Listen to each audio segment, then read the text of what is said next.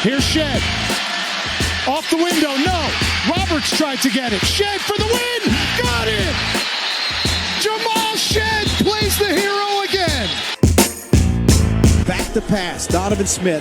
Smith steps up in the pocket, unloads it, throws it all the way downfield into the end zone. Tipped, and it is caught. Caught by the Cougars. Caught for a touchdown.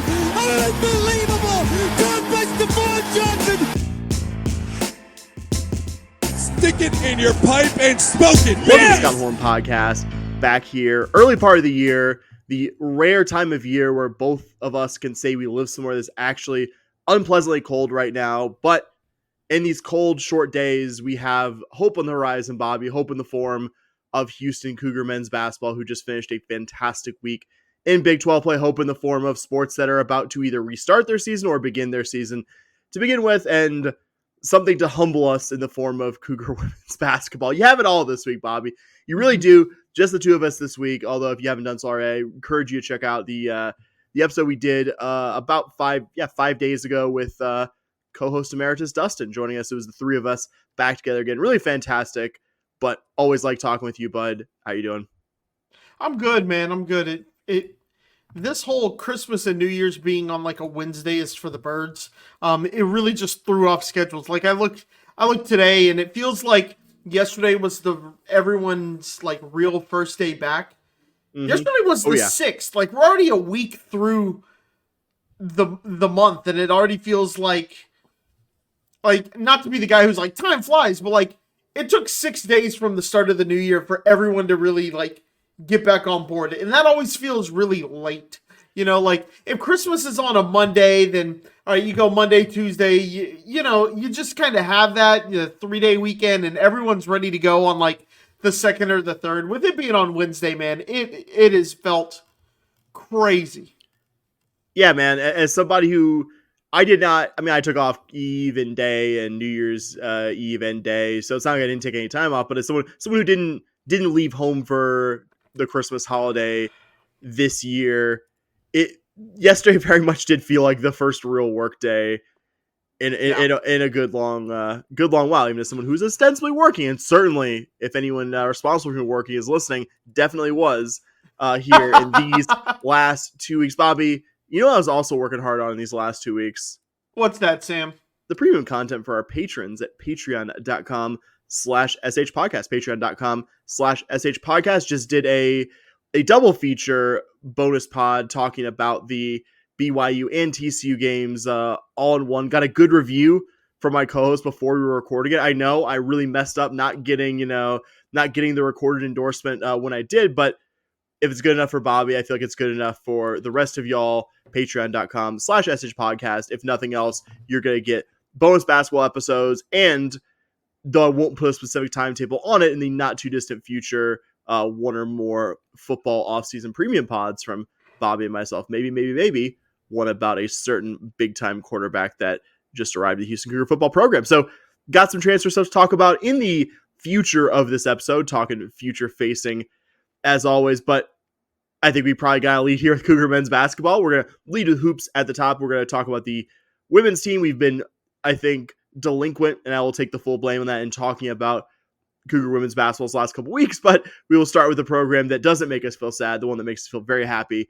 The Cougs, as I'm sure you know if you're listening, won the last 2 games since we last recorded a Saturday afternoon demolition of the BYU Cougars and a closer but still wire-to-wire win over the TCU Horned Frogs. A big Monday game on ESPN on Monday night.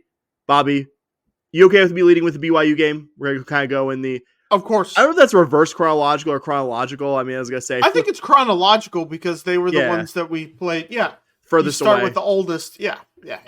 Guarantee if we're messing this up that at about 5:30 a.m. my time tomorrow, I'm going to get a text from Dustin being like, you had it wrong. It's actually... Absolutely.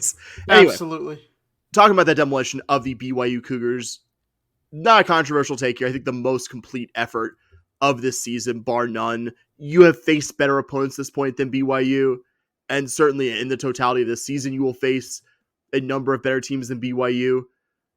But Saturday was your most complete performance against a quality opponent, keywords there, quality opponent, all of this season, and by a wide margin. I mean, you go back to the last stretch of Cougars playing really good opponents. It's basically from that period from the Auburn game at the Toyota Center through the Players Era event in Vegas. Even against a good Notre Dame, or even against a Notre Dame team, there's a good deal worse. Not a good Notre Dame team, not an awful Notre Dame team, but not a good Notre Dame team.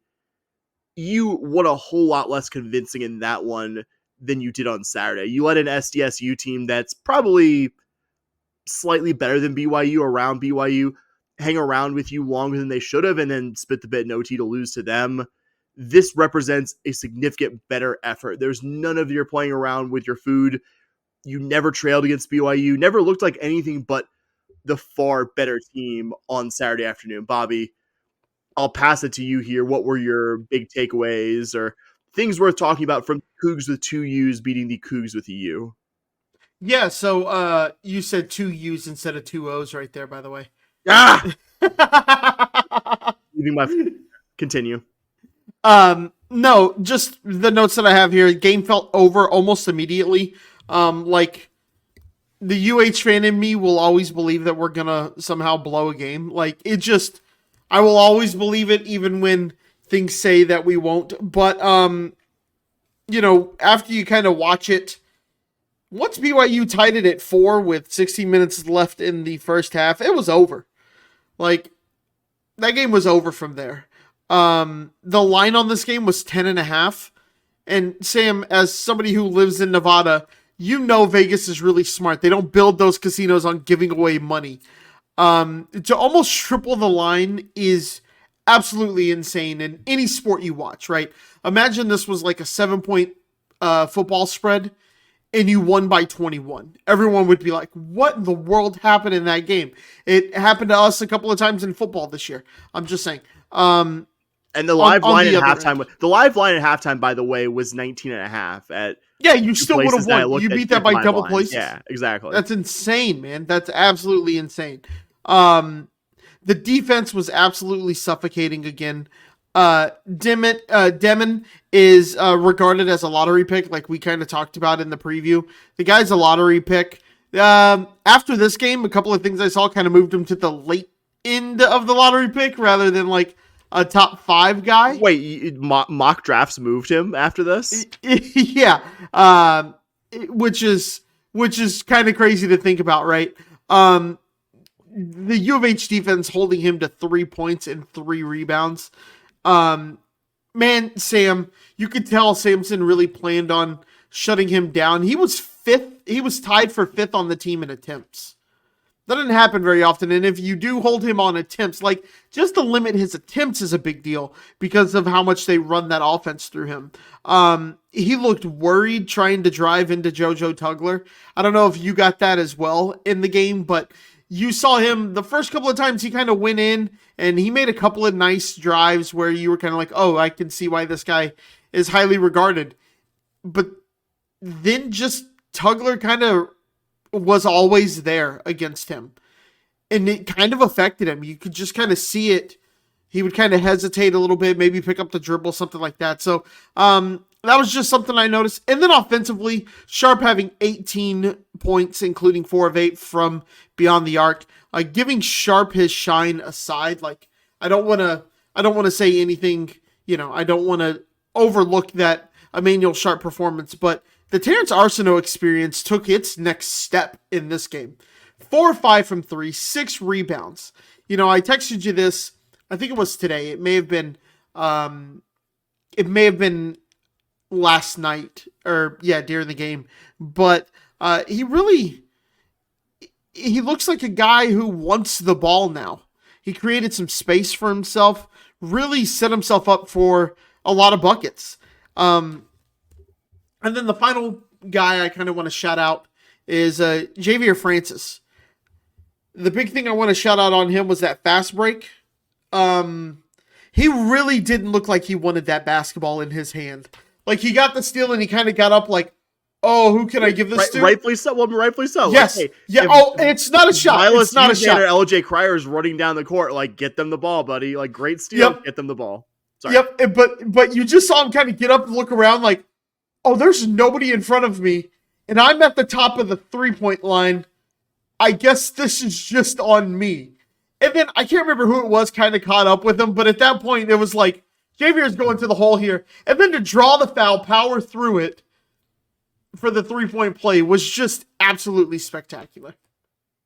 You gotta say it's probably a cathartic moment for the guy. It hasn't been an easy season so far for him, dealing with injuries at the start of the year, losing your starting job to Tugler, even though there hasn't been that much of a difference between, really, if you look at the minutes, Tugler and Francis, Tugler a bit more, but Tugler hasn't played dramatically more minutes despite being the guy in the lineup now. But he's a high level post player. He I'm sure thought about it when Sampson made Tugler the starter, and to have just a fantastic game against BYU, like a good line, like nine points, 5 boards, and 3 blocks, among other things that he did.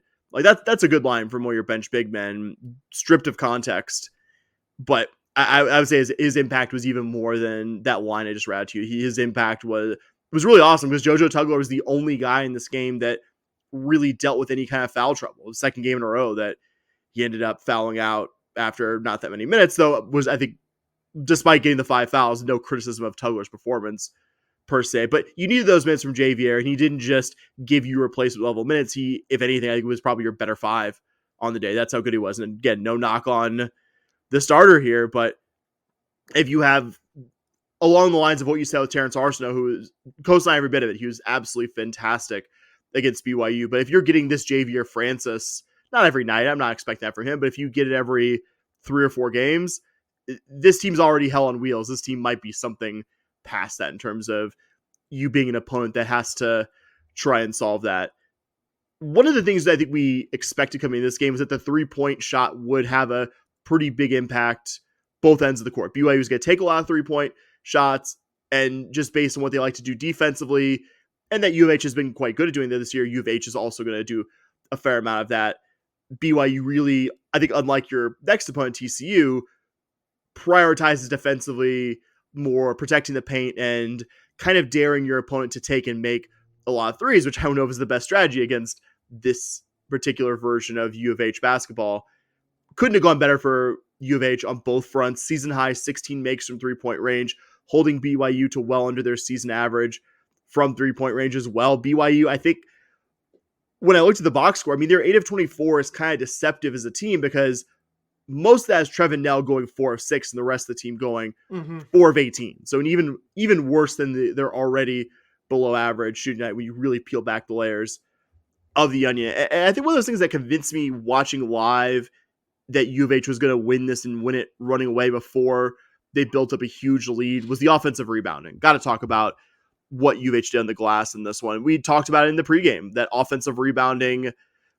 BYU is number 1 in the country as a defensive rebounding team. U of H grabbed 15 offensive boards and a hair under 47% of their misses. That percentage was about, I think, 30% higher than what BYU was allowing coming in. Not a phenomenon unique to this game or this season by any stretch, but God, this U of H team is hard to beat when they're grabbing almost half their missed shots. You're grabbing almost all your missed shots. You're making a good amount of them, though I don't think U of H won this game by shooting out of their skin, per se. Like, it was a good 3-point shooting night, but this team's had better 3-point shooting nights. That's how good they've been shooting the 3 ball this year. Like, that's really cool. I'm glad you singled out the 3 guys that you did. We did not coordinate this at all, but you had the 3 individuals that I had in my notes: Sharp, Arsenault, and Javier Francis, who we've already highlighted. Super gutsy performance from Sharp here. It sounds like he was, I guess probably still is, going through some gnarly foot stuff. Certainly didn't look like a guy at 100%, yet also gave you some really good minutes. I don't think any one player, I mean, you could make a good argument for Arsenault. I don't know if any one player is more responsible than Sharp for turning this game into a laugh, for not just hitting some big shots from deep, but even not feeling 100%. You still saw him attack the basket at times. You still saw him take Yegor Demon one-on-one, and ultimately did have to foul Demon there, but ended up sending the guy to the charity stripe where he's not a good free throw shooter. So I just couldn't say enough about what he did. Really loved how, I think it was about 5-6 minutes left. Sharp, obviously not 100%. He's the first starter that Sampson takes out, basically like, yeah, you're not coming back in this game. And he got a really, really good ovation from the crowd for Tita Center. Great crowd there as well. Like, that was something that was very evident through the TV. We talked about it with Dustin when he was on as our kind of man on the ground who's there nearly every game. Like, hey, are the crowds not so great? I think Dustin's answer was, like, it's hasn't been great opponents, but also, and the crowds are probably better than they look on TV, but also not like perfect crowds here. And BYU is always going to be a risk to bring lots of visiting fans if you don't have a great crowd yourself. And I don't know about you, Bobby. I was in the building the last time we played BYU in late 2019. I think they had more fans for that one than they did for this Big 12 game on Saturday. I thought the Cougar faithful were there early, and the effect was apparent enough that two guys who were watching many miles away on TV both agree that it was obvious the crowd got, as U of H got their strong start, the crowd really helped carry that momentum. It was a hostile place to play basketball, and that's cool. That's the way I want to always say about this arena, because this program deserves it. Yeah, I think there were times this year where I was pretty upset with the crowds, and I to your point, I asked Dustin about it because things didn't look great on TV versus some of these teams, but yeah, the crowd showed up. They were in it. They were loud. It was really good to see this team, this staff, this program deserves that. I often think about if we would have had a game like this when we were in college, Sam, when this program wasn't anything we would have had BYU come in. I don't know if we would have sold it out, or we would have had the crowd that we even had now, but man, we would have been killing to get a team and this is talking about the next game. Think when we were in college, if we would have said TCU was coming to the arena, that place would have been packed. It would have been packed to the wall, no matter if TCU was good or not, because they were in state and we had somebody to kind of so starred for in-state opponents that weren't Rice or SMU. Yeah, so UTEP. Sorry, UTEP. Yeah, and so it was very much. It was really good to see. Really, really good to see. Just have a couple more stray thoughts about this game, and this could be, I think, inclusive of both the BYU and TCU games, and something I've said before when talking about this Cougar team. They're continuing to defend at the usual elite level that we've come to expect from a Kelvin Sampson team. They're still fouling less, Bobby. I almost don't want to hope really it's noticeable. This is still a physical team. This is still a team that probably most nights will have more personal fouls calling them than their opponent, but that's fine. That's okay. That's a part of doing business here. It's when you get into the 20-25 free throw deficit situations. And I went back and actually, one of the many, many, many things I love about KenPom is you could look at things year by year. Obviously, we're talking about a partial season where a decent amount of it's against inferior competition, so I won't assume anything is going to hold that's not going to hold. But I just compared this, Bobby, to every year that Kelvin Sampson's been here. This would be our lowest foul rate since the season before we went to the tournament, the 2016-2017 season. And that was probably more of a, we're not fouling because we can't yet defend it the way Kelvin Sampson really wants us to do. That was probably more of symptomatic of where the program was at that time. But right now you're 223rd in the country in opponent free throw rate. Basically a percentage of how many free throws your opponent takes is out of all field goals they attempt in a game. And 223rd doesn't sound great, but as long as we're in the top 300, as long as we're not just absolutely getting killed like we were at times last year, as much as last year's team did some incredible stuff, there were also some times where we were just absolutely underwater with foul trouble. And certainly the round of 32 game against Texas A&M comes to mind. Yep. If we can be somewhat better in that category and it holds for the rest of Big 12 play, if it holds for March Madness, this is going to be a team. I don't like speaking this absolutely usually. This is going to be a team playing very late in the NCAA tournament. If you can defend at this level and you're not liable with the wrong officiating crew to have a repeat of the Alabama game, to a lesser degree the Auburn game, very hard team to beat. Not saying nobody can beat U of H anywhere, but very hard team to beat. Also, I think if you combine that with the way this offense has looked as well, this offense has looked really good. You combine those three things, and I think you have a recipe for success. Yeah, the BYU is kind of the peak. You're not going to get the BYU game every game, but the BYU game show, hey, this is what this team is capable of doing. This is what this team will probably, not every game, but this is what this team will do periodically over the season and also be one of the very best, by some metrics, the best defensive outfit in college basketball. Yep. Good luck solving that. Big also, we've kind of mentioned this, welcome to American college basketball for BYU's future high draft pick, Yegor Demon. He has moments, and the box score tells me he has 7 assists, Bobby, but I can't remember him doing too much memorable. The only things I can vividly remember is just him getting blanketed by JoJo Tugler and others, and that one drive to the basket on Emmanuel Sharp. I think the most telling stat of Demon's night is not the 7 assists and 3 turnovers or his bad shooting night. It's the fact that he had the worst plus minus of any BYU starter. The fact that he affected winning the least when he was out there. And it's like 18, 19-year-old kid who's played 10-ish games of American college basketball. I think it would be silly, not saying that, not disputing your information, I think it would be silly if you're a team projected to pick high and you liked him and you're like, oh, I don't know, like he played a good American team and had kind of an iffy game. Like Kevin Durant had one of the most incredibly consistent, that's why I remember so vividly about his season at UT. He had one of the most incredibly consistent seasons you'll see from a freshman, and you could still find a handful of games from Kevin Durant's season where he was completely lost, completely at sea, you know? What they were saying wasn't because he had a bad game. The big thing that they were more talking about was he has had some games where he hasn't exactly, if you pressure him on the ball, he doesn't react very well to it. So I just thought that was interesting. Yeah. Yeah, it's big tone setting thing. Not that this was all in Demon. It was those 4 turnovers that BYU had in the first 6 possessions of this game. Like you could tell, like, okay, like they're not going to be able to handle this. And I think Demon struggled with that, even if he wasn't technically accountable for more than 3 of those. Yep. Buddy, you want to talk about Monday night's game? Let's have fun. Talking about a 65-46 win by the Cougs over the TCU Horned Frogs. A pretty different looking and fair to the Horned Frogs, much less decisive second win from the last week that was for this 3rd game in a row in conference play. U of H played outstanding defensively. I would put TCU in the category of Oklahoma State, not so much for overall team quality. I think they're a better team than OSU, but perhaps as an opponent who a high-end defensive team like U of H should be able to handle defensively, and still, outside of Noah Reynolds periodically doing stuff with the score, you could say the Cougs did precisely that on Monday night. Never trailed, never left any doubt after early second half who would be the winner of this contest, though I think the Frogs made it a lot harder work on the Cougs than BYU did a couple days prior.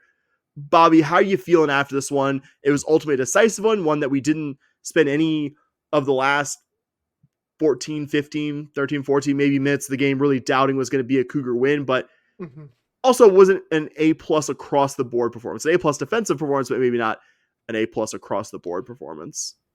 Yeah, for me, the biggest thing the word that came to my mind pretty quickly when thinking about this was interesting. What an interesting start. The Cougs start super hot, right? Get the lead 15-4, and then it looks like they're going to run away with it, and then the Cougs just go cold for 5 minutes. But if you kind of look at the game, what is it, the game chart that they have, the scoring chart that ESPN has, there's a real flat line for U of H, right? But then suddenly that TCU one gets kind of rounded and doesn't go up. So the defense kind of holds, and it ends up, once the Cougs score, it's only 15-7. So in that 5-minute period, you don't score, but you only give up 3. From there, the game kind of had this weird feel to it where TCU would cut the lead to 6, and the Cougs would take it back up to 11. And then TCU would cut it to 7. And then we'd take it up to 9, 10. And then they'd cut it down. And then it got a little scary at the beginning of the second half. You end the second half up by 7, which is kind of where you just kind of hung out the entire first half. You end at 7. They come out pretty hot. And I think it gets down to 4. Maybe it was 3. Off the top of my head, I think it was 29-26 early in the second half. Yeah. Yeah. They get it down to like 3 or 4. You kind of clinch a little bit there, but then the Cougs immediately come out, take it back up to 7, and they start working that lead up till you kind of look around and go, oh, we're up 15. It's kind of one of those things where this game didn't feel to me, as somebody watching, it didn't feel as close as the score said. I never was like, oh, hey, there's a chance, like, we're going to blow this. Like, it got down, like I said, to 3, and you kind of go, this game shouldn't be 3 points. But then pretty quickly after, it was a Cougar onslaught after that. So it was just interesting. It was a very interesting game to watch. Because like I said, you just never got this feeling that this game was getting out of control. It never felt like TCU went on a huge run. I think that kind of helped, right? Because sometimes you get up like 12 and the other team goes on like an 8-0 run and you can't make a basket and you're like, oh shit. Like it always felt like they would go down score and we had an answer, or they'd go down score, we'd have a good possession where the ball doesn't fall, They go down and have another good possession, score, and they cut that 11 into 7, and then you go down and score again. It just kind of felt like that kind of ebbs and flows of that game. That's how the game felt to me, just kind of watching it live. And then Sam, if I could, for a second, and you always could. If I could, I think I kind of feel like I'm going to have to eat a little bit of crow here on something with this team. I will be honest. I have not been the biggest fan of one of our players named Malik Wilson. I've thought when he gets the ball in his hand, the offense stops. He would make bad passes, bad plays. It always felt like he wanted to be the guy on offense, and you're like, give it to Cryer, give it to Sharp, get out of their way. Buddy, I don't know what that 9-day break did to Malik Wilson, but Malik Wilson has been dangerous these 3 games. And it could be that we played Oklahoma State, BYU, TCU. Malik Wilson has looked like a legitimate point guard who can come off the bench for Milo Suzon, and I have no concerns anymore. No concerns.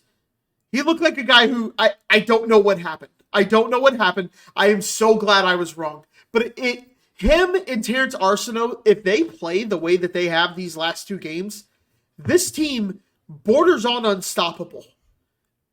If you're getting 15 from Terrence Arsenault and you're getting 9 from Malik Wilson, what did he have? Hold on. I think he only missed 1 shot between the BYU and TCU games and gave you a good amount of minutes in both.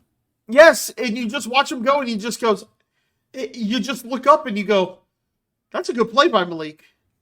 And then the next possession you go, that's a nice play by Malik. The next thing you know, you're just going, wait a minute, Malik's got 8, 4 assists. Like, what just happened here? I mean, Malik Wilson in that game gives you 18 minutes.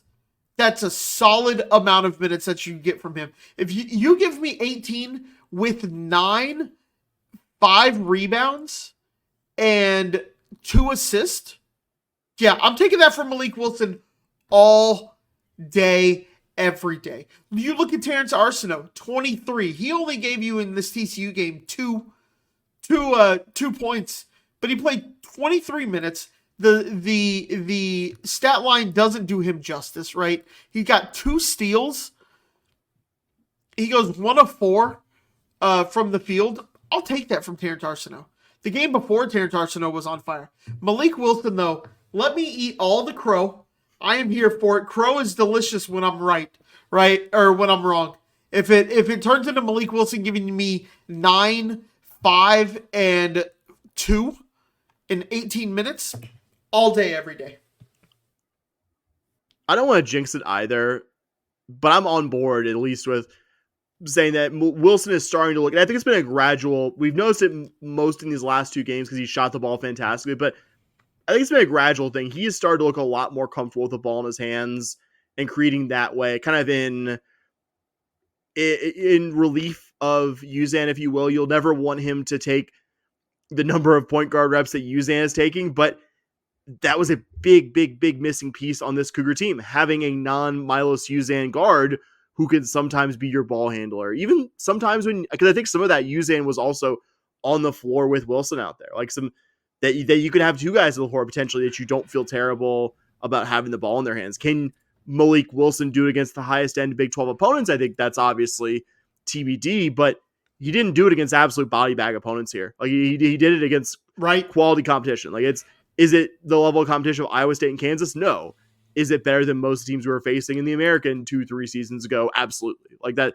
It's still quality. It's not Jackson State. It's not whoever you want to pick from our non-conference schedule. He's doing it against quality opponents. And oh man, what I would give for that to hold every so often against the best of the best on this coming schedule. And I like you said, ebbs and flows very much fit what I thought. I think my one and other thing would be fits and starts. That kind of felt like it was going for the Cougs scoring the ball. And not that they weren't paying attention, and this isn't any kind of critique one way or the other on the TV guys, even though my feelings on Fran Frischel are very much in the public domain. But it seemed like it kind of snuck up on the announce. They were like, oh wow, it's 20, like kind of like, oh wow, it's like 29-26. Like TCU really is in this. And then it was like clockwork from that point. U of H was like, oh shit, it's a 3-point game, and immediately went on this. I think it was a 12-2 run.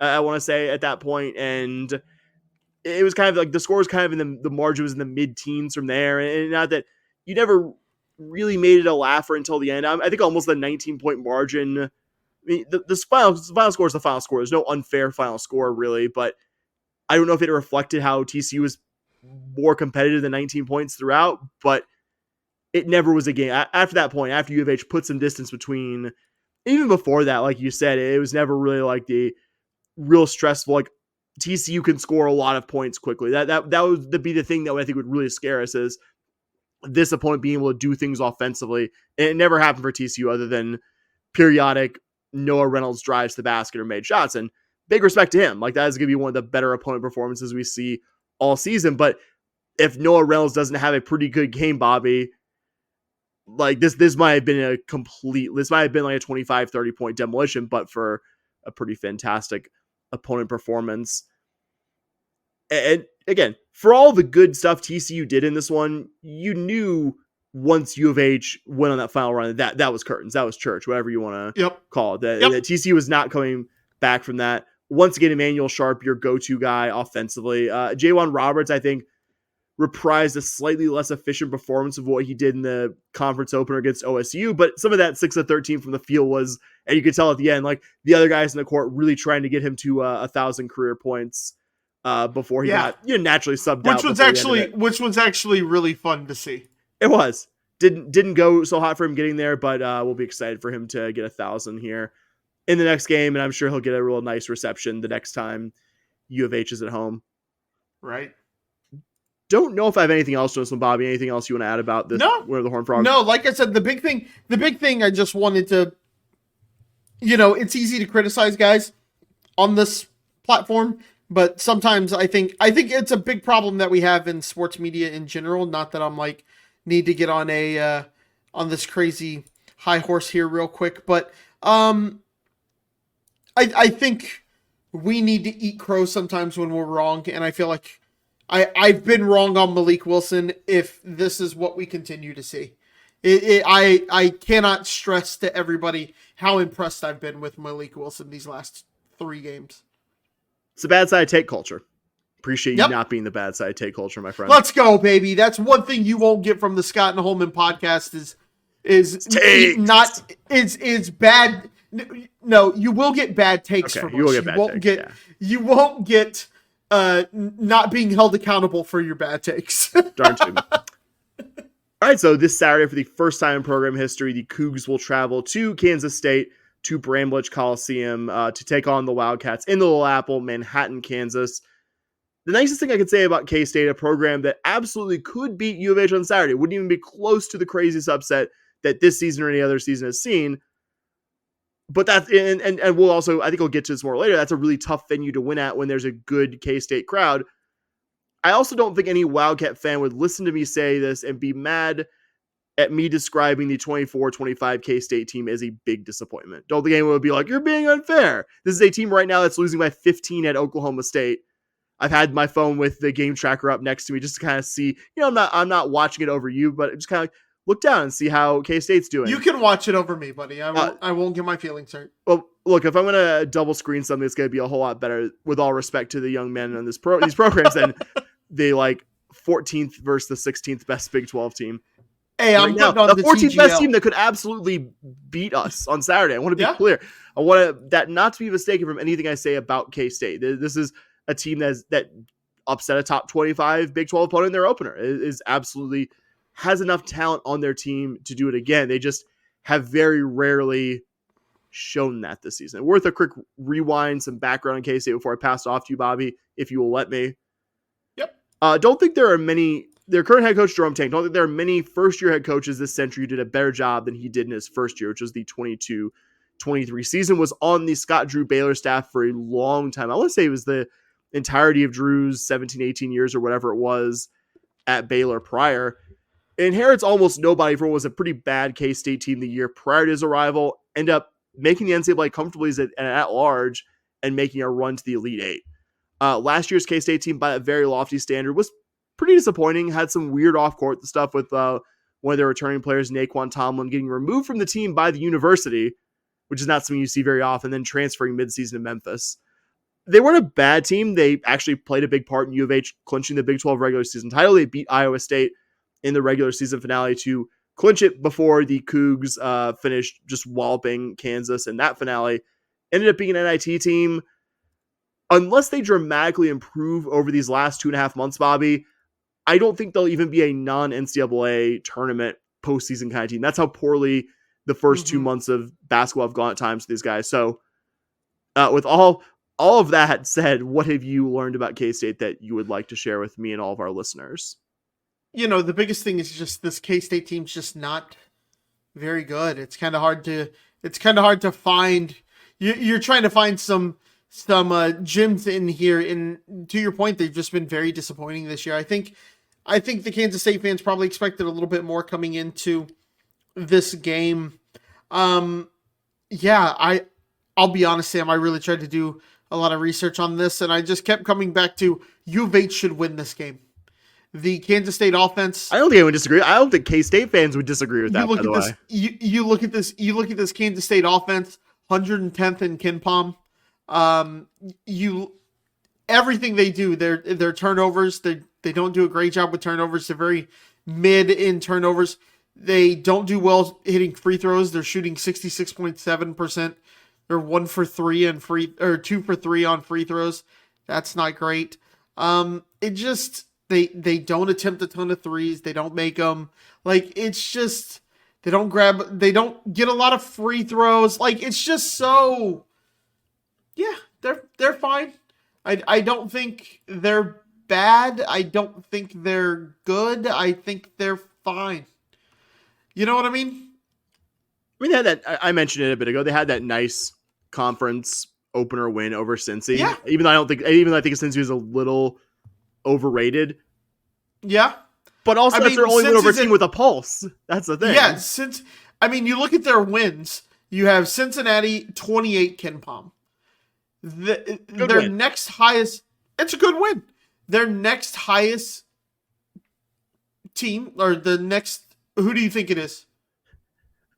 I'm ashamed. Like I forget passwords to essential things, and for some reason, it's Longwood, right? Yes. Longwood is there. Yeah, no. I take that back. I looked at it wrong. G-Dub. George Washington. George Washington at 115. Colonials, I think. That sounds right to me as well. Wow. That was my stupid, trick that I did with my mom a couple of years ago during the NCAA tournament. She was like, oh yeah, they play so-and-so. And I was like, oh yeah, they're the... Mom goes, how do you... I think it was Evansville. I think that was who it was or something like that. Purple she was Aces, baby. Yeah, and I was like, oh yeah, the Purple Aces. And she goes, no. And I was like, that is 100% their mascot. I've never been more certain of something in my life than Evansville or the Purple Aces. That's a whole side thing. Sorry. Yeah, their next biggest win is against George Washington. They went to overtime against Drake. A lot of people have. Oh, wait. We're talking about Drake, the basketball team. Little pop culture joke for you there, Sam. Little pop culture joke there for you, Sam. And guess what? K-State discovered, unfortunately, they not like us. Yes! That's what I'm talking about. I felt like I felt like 100 years old saying that. Don't make me do that again, please. Like I didn't do that myself. But between that and listening to the NSYNC Celebrity album, things are looking up for you, buddy. Things are looking getting up. this train back on track. K-State basketball. Talk about it, Bobby. Yeah, sorry. So it's just there's nothing. They're just wonderfully mediocre. Like I know that sounds weird to say, but like they tend to be in the hundreds in KenPom in a lot of things that they do. I think their overall KenPom is 87. Like. They just feel like a number 87 in advanced metrics. Yeah, they're not a bad shooting team, not a great shooting team. 1-5 against the KenPom top 100. Good offensive rebounding team, but not an elite offensive rebounding team. Not a great team when it comes to turning the ball over, but not catastrophically bad either. I try to always sketch out how an opponent can pull off the upset, just looking at what they do well this season. But all right, well, they can draw a bunch of fouls, and that's a pretty common one. And hey, U of H is going to be just playing on the road against a whistle-happy crew with either with Arsenal playing your small ball 4 or Sedlot playing key minutes, which both have their flaws. Things like that.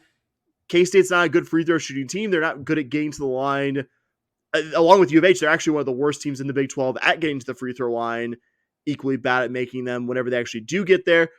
One of the absolute musts for any team that wants to hang around with U of H, I think, is an ability to get a bunch of those guys in foul trouble. It's kind of like the scenario I was talking about, having key guys like JoJo Tugler or Milos Uzan having to sit out key portions of the game and having U of H rely on lineups that maybe they haven't relied on at key points previously in the season.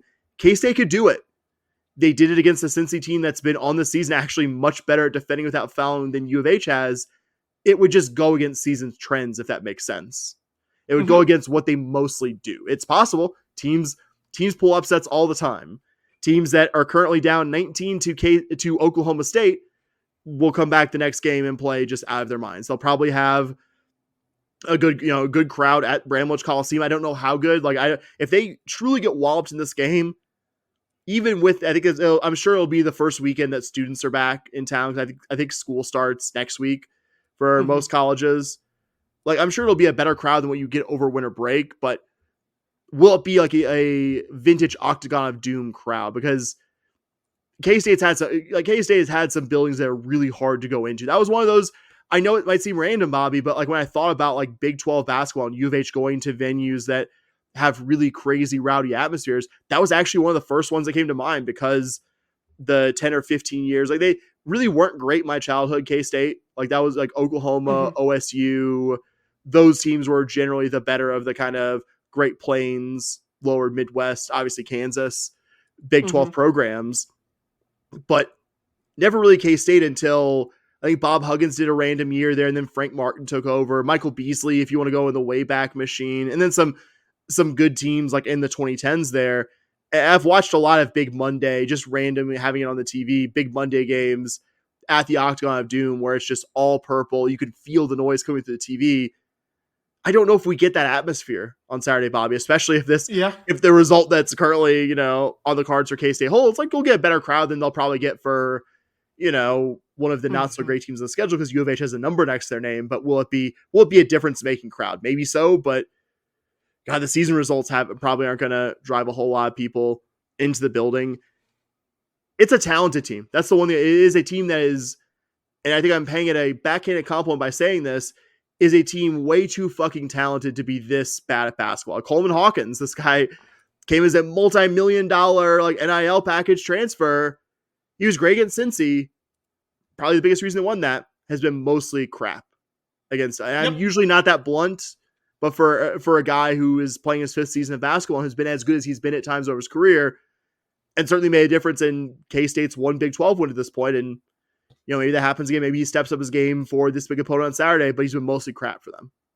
Yeah, and I'm sure if I'm sure if he has a good game, I'll come back here to eat my words. But it's a talented team that has never played up to that talent, other than maybe that Cincy game this season. That's what it is. Could happen. Like crazy things happen on the road in college basketball, but yeah, I mean.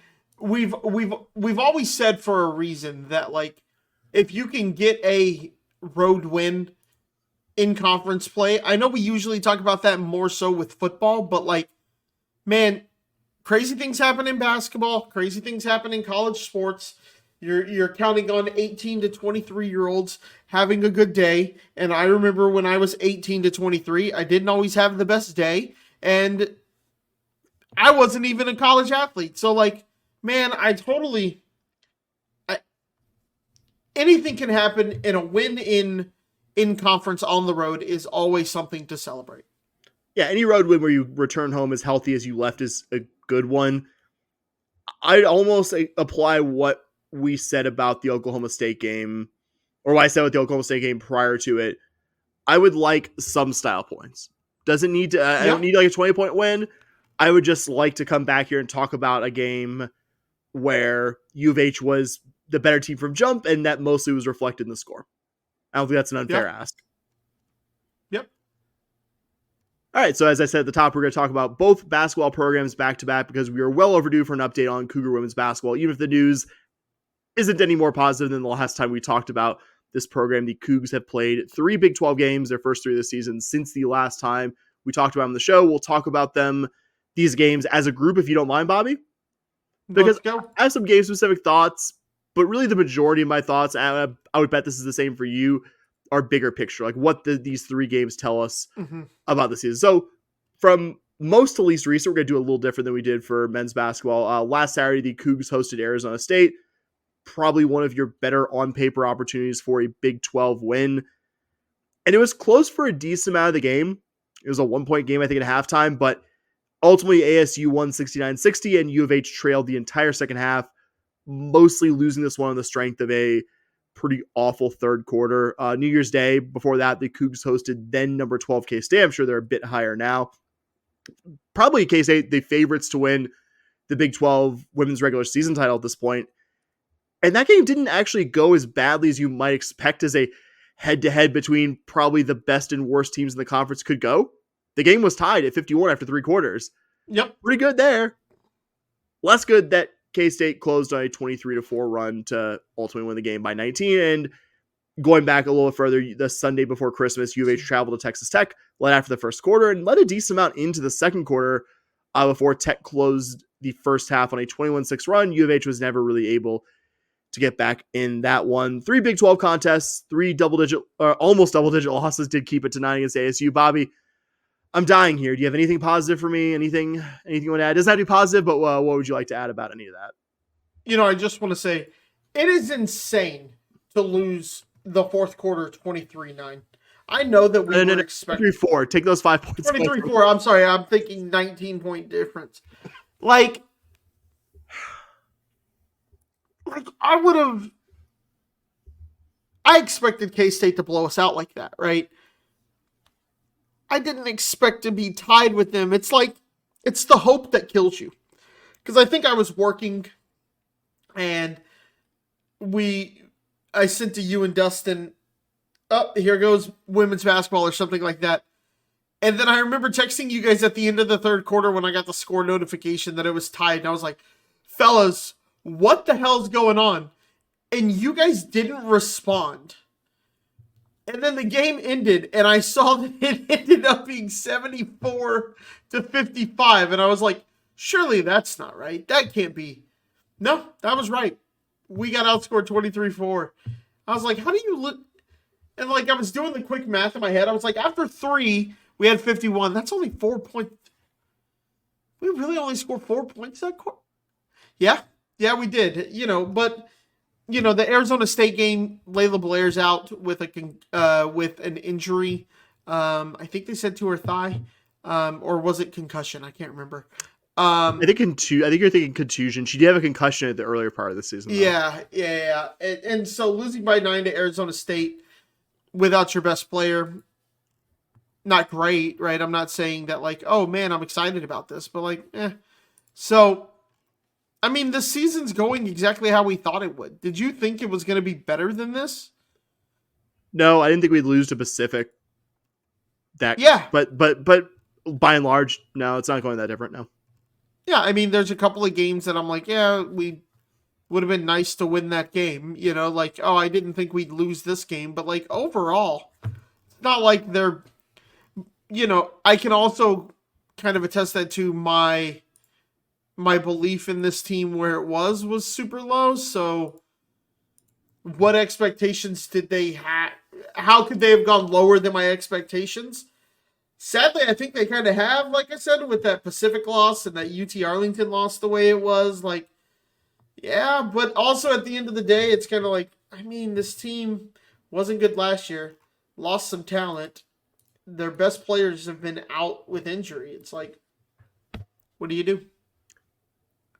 Like you said, I think the team is certainly suffering from things that aren't necessarily the fault of Ronald Huey, any of the players, any of the staff. This team has way fewer healthy bodies than anyone they play this year.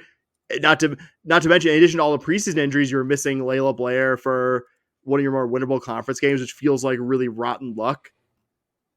But I still can't excuse how offensively inept this team is. Like that's not a depth thing. So bad. Like there are depth things like that. Like maybe running out of steam against K-State, one of the best teams in the country. That you can say it's a depth thing. It sucks, but and you like to think you're better. Yeah, your worst is still better than 4 points a quarter. But that you could pretty easily tie it to being a depth thing, right? You get me. Yep. You have to, but I'll just take one example. Depth has nothing to do with a player who I won't name. I don't think who it is really that relevant. It was a play against Texas Tech. Did a good job splitting two defenders. Has pretty much an open layup and then barely grazes rim.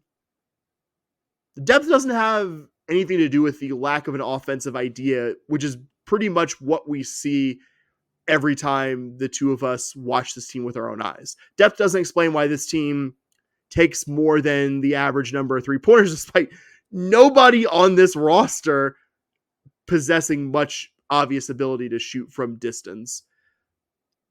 Other than two games in the future against a UCF team that is roughly as bad as U of H, if this Arizona State game is any indicator, this team is going to be pretty badly outmatched by every other Big 12 opponent that they're going to face this season. If Arizona State's one of the worst teams and Arizona State already has a win over Texas Tech and beat you by 9 on your floor, what's that say about the difference between what U of H has and what everybody else in this conference, who were all pretty much a good deal better than Arizona State? What's that going to look like? It's not going to look great. And what you said is right, Bobby. It's also kind of what I expected, but it still kind of sucks to see it play itself out in real time. Yeah, and you pointed out offense ineptitude. Do you know what the Cougs shot from 3-point range versus Texas Tech? It was 1 for something, right? 1 for like 12 or 13. They shot 8%. 8%, Sam. 8%. A real sim to the end kind of season here we're going through. and I hate saying that. And it was almost that's a perfect way to put it. Too glib to say about a team full of athletes who are working their butts off, or a coach and assistants and staffers who are working their butts off. But you got to call it what it is. This team is not good. It's just not. I wish they were. I wish. I don't know what else to say. It's just ugly, man. We'll close out and keep it brief. Tomorrow night, U of H plays in Provo against BYU. The Cougs with a U, I said it right this time, are also 0-3 in Big 12 play, but are 5-2 on their home court. Hard to talk myself into any road win right now. Certainly not one against an opponent who has actually been decent in our home court, and even against one who's also winless in conference play. So probably a loss there coming on the horizon that we'll come back here to talk about next time, Bobby. Yeah. Again, this team, I don't even know what to like. It's so hard to analyze this team too, because you're just like, I don't know, maybe they'll be fine. It's difficult. I think we'll go too big picture here, but that's why. I mean, I don't know. Maybe the money really just truly wasn't there. That's why you should have just moved on. Like, you're not doing this coach a favor by, like, because you can't like these players. It's public information. Like, if you know your coach is on an expiring deal, you're gonna get a lot of freshmen who want to commit to the next 2 to 3 years for a coach who's on an expiring deal and not coming off a great season? No, like and frankly, if you're a coach trying to save your job, you're going to recruit players who give you the best chance to win now because you're trying to keep your job. Yep. Like, it's just, no one was done any favors by running it back with this coach this season. Certainly not the coach, certainly not the player, certainly not the fan. The few fans of us that actually like give a shit about women's sports. The only thing that benefited it is the possibility of saving the money. Great. Yep. It feels penny wise and pound foolish, but I'm not. I guess I have no access to the books, disagree. so can't say that for sure. Steering us out of this negative funk, we're going to get back positive here. We're going to feel good, Bobby. We're going to consider the future of Cougar football with 3, I think, pretty exciting transfers. We were expecting the portal talk to kind of wind down. It's not going to be a super long portal segment. Tail end, obviously, of the winter window. Nobody can enter anymore, but you'll still have guys committing. And we got 2 defensive and 1 offensive player joining the Cougar program for the coming season. Bobby, which of these 3 transfers would you like to start us out with? Yeah, me personally, the guy who I am most excited about is going to be Dean Connors, the running back from Rice. Dean, we saw that Rice offense. They know how to run the ball, right? What do they call it? Intellectual brutality, intellectual brutality. R.I.P. the Mike Bloomgren era of Rice football. Yeah, R.I.P. to that, I guess. I'm sure everyone is so shaken up by it. I mean, he had a touchdown against us this year. You kind of look at some of his stats, 9 touchdowns, his longest run of 71 yards. Caught the ball out of the backfield, had 62 receptions, 485 yards. Those are some pretty good numbers there, Sam. For all of the regular season this past season was the leading receiver for all running backs in college football, which I think is really cool. I think that's what he's coming here to do. He's coming here to be your kind of third down back, receiving back kind of role, which wasn't something, and you can say something that's a limitation of our awful offensive scheme from last season, but not really something you saw as much. You saw maybe a little bit from Rashawn Sanford, but didn't really see that. It is nice to, like, you don't necessarily need a running back, but he fills a role that none of your guys have yet been able to do at the college level, if that makes sense. And that's where he really excites me. He holds also the Rice career record for receiving yards and number of receptions by a running back. Like I said earlier, had the most receptions of any running back in the 24 regular season, all running backs in Division I FBS. I think the 16 touchdowns in the last 2 seasons tells you who's pretty good at finding the end zone as well. Wasn't always a specialty of our running backs. I think that and his receiving ability are what I expect Connors to give the U of H offense in 2025 that they didn't necessarily have the prior season. Yeah. I think having him out of the backfield is going to, especially like you said on third downs, are going to be a great thing for this U of H offense. He's a real Toby Gerhart, Christian McCaffrey style running back, Bobby. The comps here. Sorry.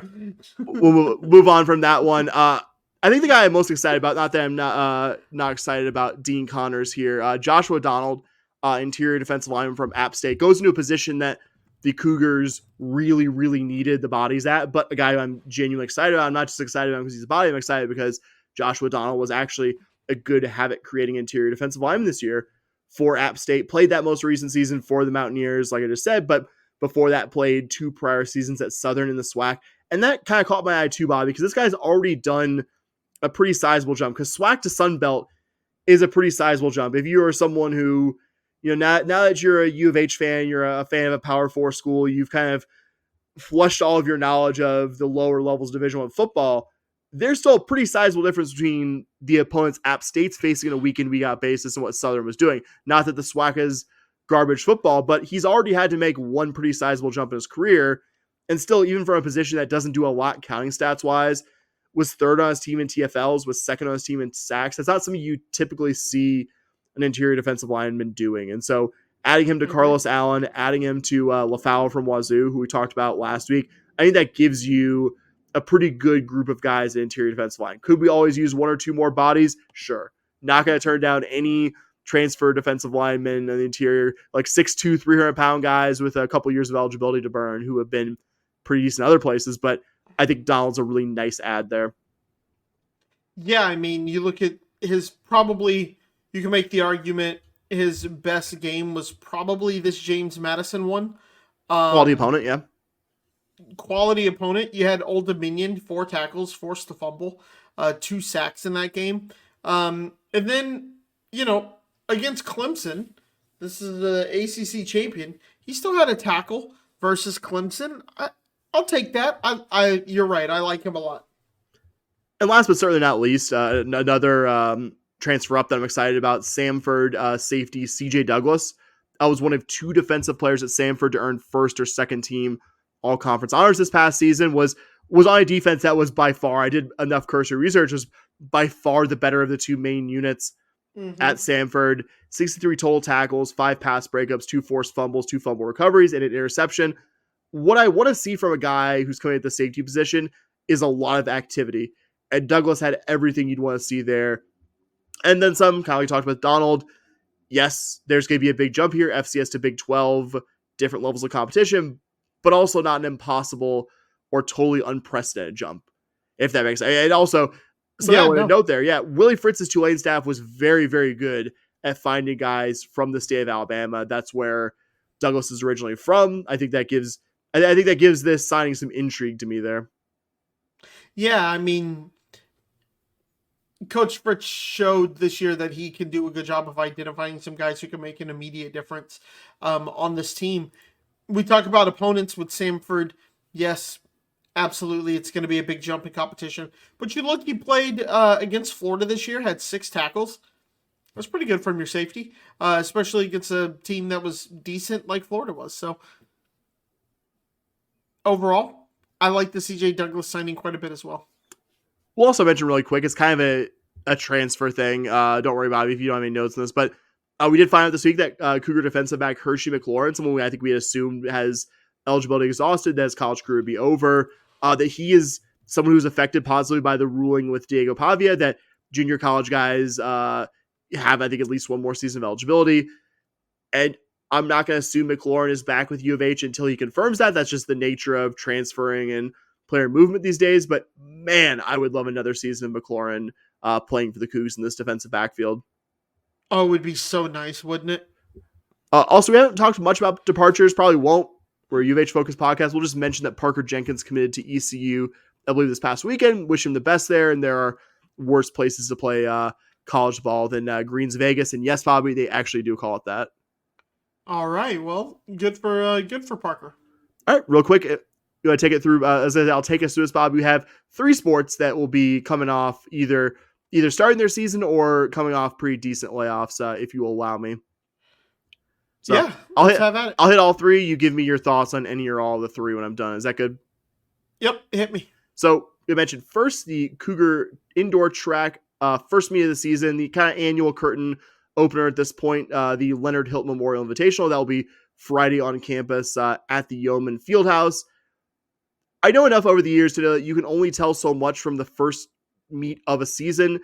And pretty often historically, we've seen that the kind of top end returning athletes are late participants or non-participants in the meets. But I think any chance to talk Cougar track and field and see how some of the newcomers to this program do, really your first chance to see, okay, who are our potential athletes? They're going to be real impact ones over the course of the season. Any of that's welcome, and we will certainly highlight some of Friday's top performers when we're back here next episode. One of the teams coming off a layoff from fall to winter competition is the Cougar Swimming and Diving program. For the first time this calendar year, they will be back in action, having a dual meet on campus against Big 12 foes. Kansas will be hosted at the Campus Wellness and Recreation Center Natatorium. Don't really have conference meets in Big 12 play before the big meet itself in the traditional sense, but I would still say it's always good to see how you match up against an opponent who you'll be later competing at that conference meet I kind of alluded to, which the Cougs will be doing this Friday, so that's good. Will be a big preparation month for conference championships next month. You will be 2 more dual meets after this one, and excited to talk about all of them. Also excited, our last but certainly not least sport that I'm going to mention here, Cougar tennis, will have their first spring action of the season later this week. They'll be traveling to Miami to participate in the FIU Invitational. They'll go Friday through Sunday. Won't be a team duel match that will count for a win or a loss, but it'll be the first on-court action of the quote-unquote spring season. I guess in Miami, you'll probably probably feel like spring regardless of when you're going. But about a 6-7 week layoff for all the athletes from the various fall events until now.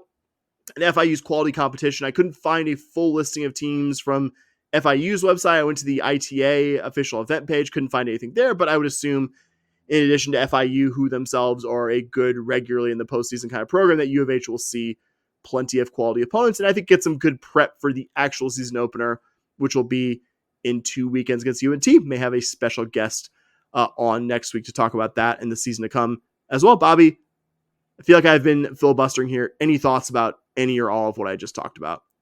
No major thoughts on like rosters or what it's going to look like or anything like that. Just excited to see the spring sports kicking off. Always fun to see Cougar Track and Field getting out there. Like you said, it's the curtain raiser every year. I kind of looked at who's competing. It's a very regional kind of meet. You have a lot like A&M. You have some of the smaller schools like Tarleton and places like that. So super excited to see the curtain raise for them. Tennis, everything you're doing with Third Ward Racket Club, super exciting there. And what that team's going to do. Everything you've told me and everything I've seen in my two, as somebody who has attended, you've seen them in the flesh one more time than I have. As somebody who has seen them in the flesh twice, because that's how big of a fan I am. I super excited for that. And then, swimming and diving, another one that last year performed better than I think we all thought they would at the conference, with the perennial conference powerhouse gone out of the way there and out of the conference. It should be exciting to see what that team can do this year as well. Make a splash, if you will. All right, I'll stop. Bobby, take us home. Yeah, whatever, man. I quit. No.